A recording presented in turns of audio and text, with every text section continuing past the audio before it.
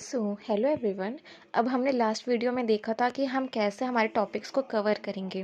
वो एक introduction video थी। अब इस वीडियो में हम हमारे स्टार्टिंग के 4 टॉपिक्स हैं उसको वन शॉट में क्लियर करते हैं। ठीक है, इसके ऐसे बेसिक चीज़ें मैं आपको समझाऊंगी कि अगर आपने ये वीडियो देखी ना तो आप इस चीज़ को बहुत अच्छे से आपके पूरे हमेशा माइंड क्लियर हो जाएगा। ठीक है, और आप फिर अपना इंटरव्यू दे सकते हो, फिर आप अपनी इंटर्नशिप के लिए प्रिपरेशन शुरू कर सकते हो। ठीक है, तो देखिए आज हम क्या करेंगे। आज हम करेंगे variables and data types, operators and conditional statements, loops and string JavaScript and arrays. ठीक है, तो सबसे पहले हम अपने वेरिएबल्स एंड डाटा टाइप्स पे जाते हैं।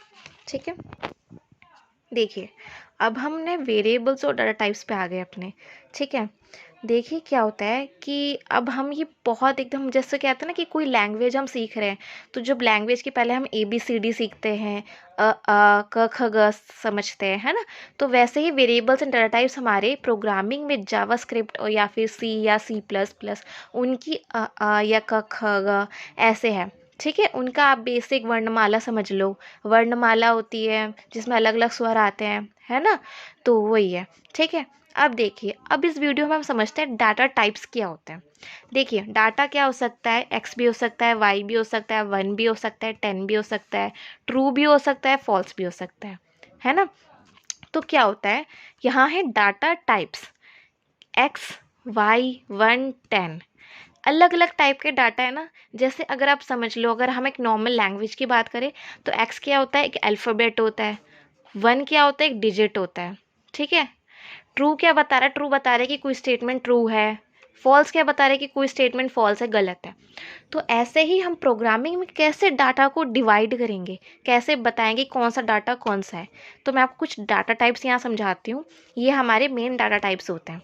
ठीक है, देखिए जब भी कुछ ऐसा करेक्टर में आता है ना, ठीक है, जैसे कि स्नेहा लिखा है तो ये करेक्टर में आ गए हैं। ठीक है, तो ये कौन से में आते हैं, स्ट्रिंग में आते हैं हमारे। ठीक है, ये देखिए मेरा नाम, कोई जगह का नाम, ठीक है, कोई चीज़, कुछ भी, तो ये किस में आते हैं, हमारे स्ट्रिंग डाटा टाइप्स में आते हैं। और ये हमेशा डबल इन्वर्टेड कॉमास में होते हैं। ठीक है, अब देखिए हम आगे समझते हैं। अब देखिए यहाँ नंबर लिख रखा है ना, नंबर इंटीजर में आते हैं हमेशा। ठीक है, हमने मैथ्स की क्लास में समझा था कि इंटीजर्स क्या होते हैं, है ना, स्कूल में। तो अब वही समझ लीजिए, 10 हमारा नंबर इंटीजर्स में आता है। ठीक है, एज हमारा एक नंबर है, इंटीजर। प्राइस एक नंबर है, इंटीजर। रेडियस एक नंबर है, इंटीजर। ठीक है, और देखिए यहाँ पर समझिए पहले इसको। देखिए इस फॉलो यहाँ पर ट्रू या फॉल्स। ठीक है, तो जो ये ट्रू या फॉल्स जो सिर्फ दो चीज़ दे, या तो ट्रू दे या फॉल्स दे, क्या होता है, बूलियन होता है। बूलियन हमेशा दो ही चीज़ दे सकती है, ट्रू या फॉल्स। जब हमें कोई स्टेटमेंट बतानी होती है ना, कि देखिए अब सपोज एक स्टेटमेंट है कि देखो, एक सेकेंड, सपोज एक्स की वैल्यू हमारी क्या है, 10 है, और वाई की वैल्यू हमारी क्या है, 15 है। अब एक्स की वैल्यू 10 है और वाई की वैल्यू 15 है ना। अब ये दोनों चीज़ हमें पता चल गई, है ना।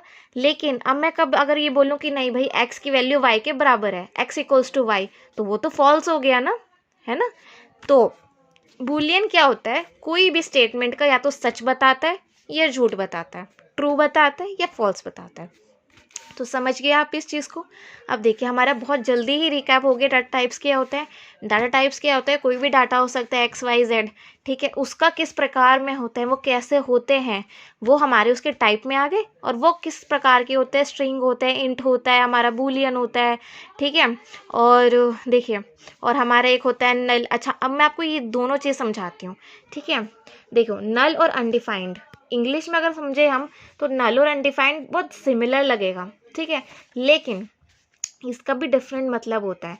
देखिए नल क्या होता है, जैसे कि यहाँ पे से समझिए, कोई अगर मैंने एक्स की वैल्यू, ठीक है, खाली डब्बा दे दिया, ठीक है, तो और खाली डब्बा है ना, तो यहाँ पर ये नल होगा, और एक्स ये अनडिफाइंड है। कैसे है मैं आपको समझाती हूँ। देखिए यहाँ मैंने वैल्यू तो दे रखी है ना उसको, बस वैल्यू ही तो पास नहीं हुई है, वैल्यू तो दे रखी है उसको, तो ये होती है नल वैल्यू। ठीक है, और यहाँ मैंने कोई वैल्यू नहीं दे रखी है, तो ये क्या रिटर्न देगा, अनडिफाइंड। जहाँ हम कोई वैल्यू रिटर्न ना दे वो अनडिफाइंड होता है, कोई डिफाइन नहीं कर रखा। जहाँ हम उसकी वैल्यू कुछ ना दे, वैल्यू तो डिफाइंड कर रखी है भाई कि यहाँ पे वैल्यू स्टोर होगी, ठीक है, लेकिन वहाँ कोई वैल्यू है नहीं, तो वो क्या हो जाएगा, नल वैल्यू।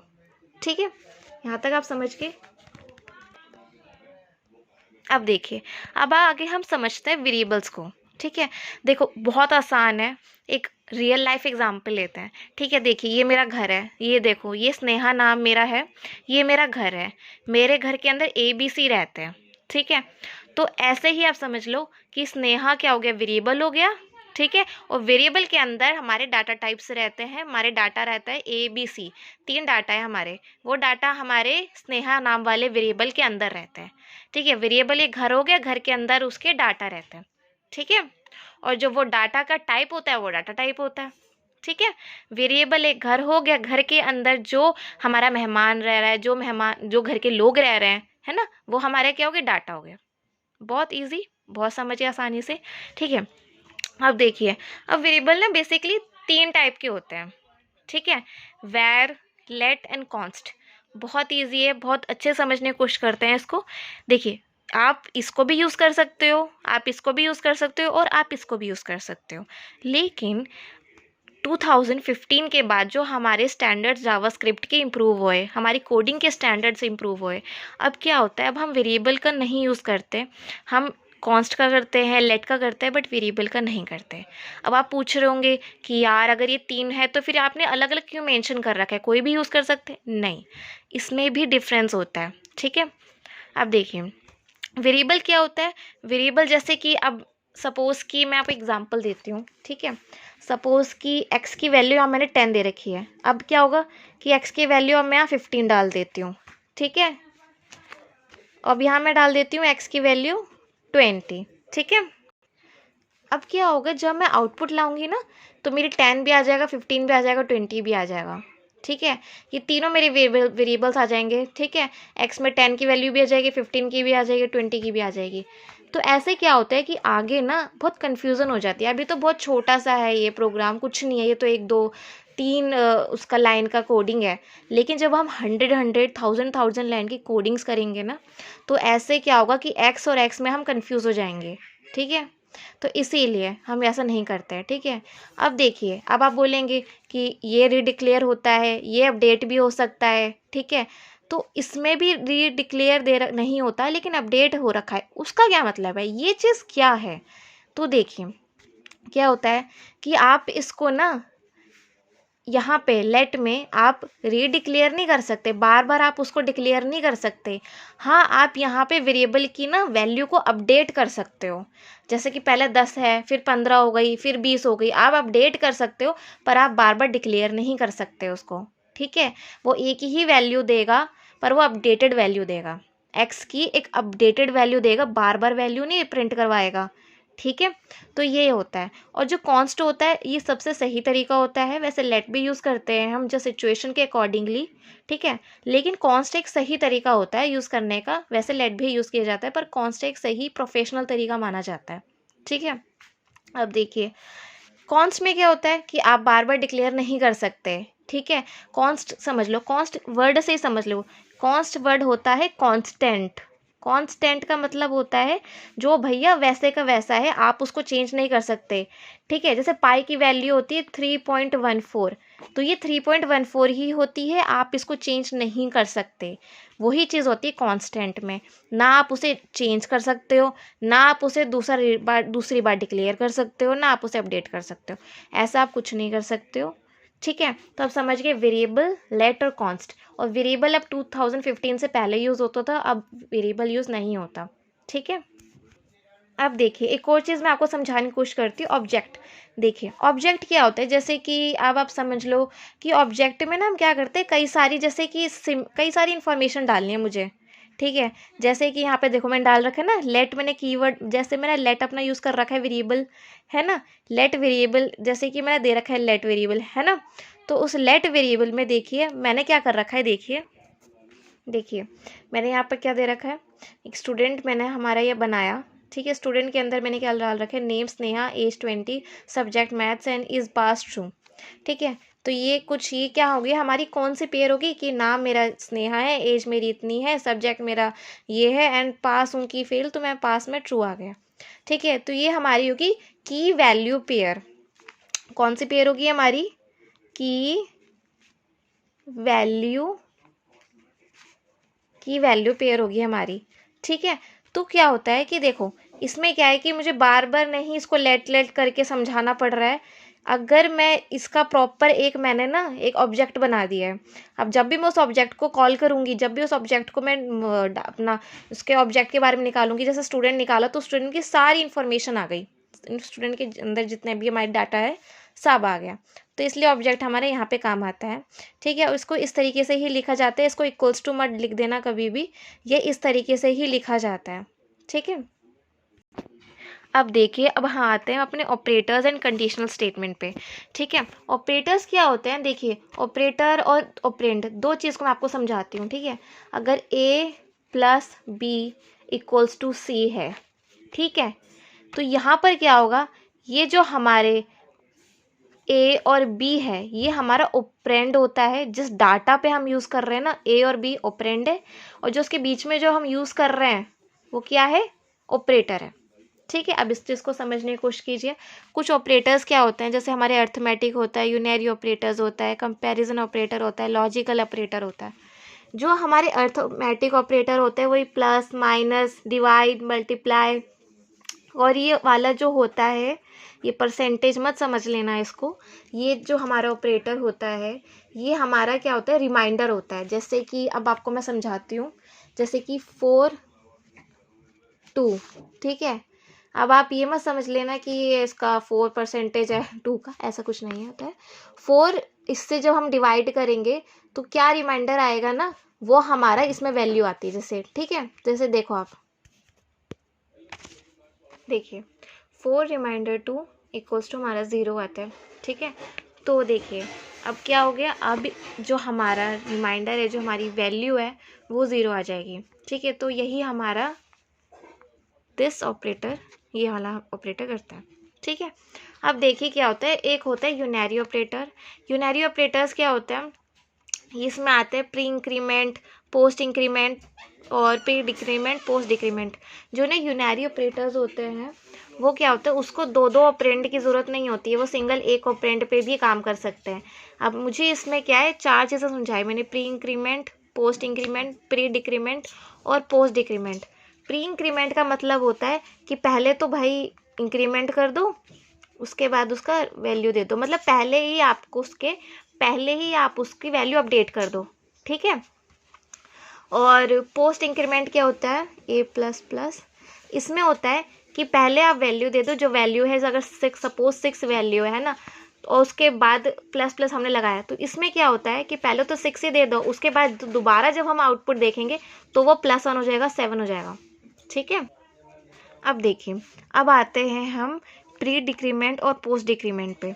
ठीक है, अब सपोज अगर मेरे पास क्या है, मेरा प्री डिक्रीमेंट है ना, तो देखिए माइनस माइनस ए, तो इसमें क्या होगा कि अगर 5 वैल्यू है तो पहले ही उसको आप उसका आउटपुट दे दो 4, पहले ही उसको भाई प्री डिक्रीमेंट कर दो। ठीक है, अगर पोस्ट डिक्रीमेंट है, ए माइनस माइनस है और वही अगेन 5 ही वैल्यू है, तो क्या होगा, पहले तो 5 वैल्यू ही आएगी, उसके बाद जो अपडेट होके आएगी वो फिर 4 आएगी। ठीक है, तो आप समझ गए, एक ही ऑपरेंड पर यूज़ होता है ये यूनरी ऑपरेटर हमारा। और किस तरीके से होता है, प्री इंक्रीमेंट क्या होता है, पोस्ट इंक्रीमेंट क्या होता है, प्री डिक्रीमेंट क्या होता है, पोस्ट डिक्रीमेंट क्या होता है। तो अगर इससे आपको क्वेश्चन पूछे ना कि भाई प्री इंक्रीमेंट क्या होता है और पोस्ट इंक्रीमेंट क्या होता है, इनका डिफरेंस बताओ, तो आप ये बता दीजिएगा। ठीक है, अब देखो हम आगे फॉरवर्ड मूव करते हैं। अब होता है कंपैरिजन ऑपरेटर। कंपैरिजन मतलब कि किसी को किसी चीज़ में कंपैरिजन करना, कंपेयर करना। ठीक है, देखिए ए की वैल्यू बी से कंपेयर करना, एक्स की वैल्यू वाई से कंपेयर करना। ठीक है, तो उसे क्या आता है, कंपैरिजन ऑपरेटर में आता है। ठीक है, अब देखिए कंपैरिजन ऑपरेटर्स में क्या क्या आता है। ठीक है, ग्रेटर देन, लेस देन। ठीक है, और ये हमारा जो यहाँ पर ये जो डबल बार हम इक्वल टू लिखते हैं ना, ये होता है हमारा इक्वल टू। और जो सिंगल बार हम इक्वल टू लिखते हैं वो इक्वल टू नहीं होता है, वो होता है असाइन करना, असाइनमेंट ऑपरेटर। ठीक है, और जो ये आता है ना हमारा ये आता है हमारा, है ना, इसको क्या कहते हैं हम, नॉट कहते हैं। ये अगर कभी भी कोडिंग में आए ना, इसको नोट ही समझना है आपने।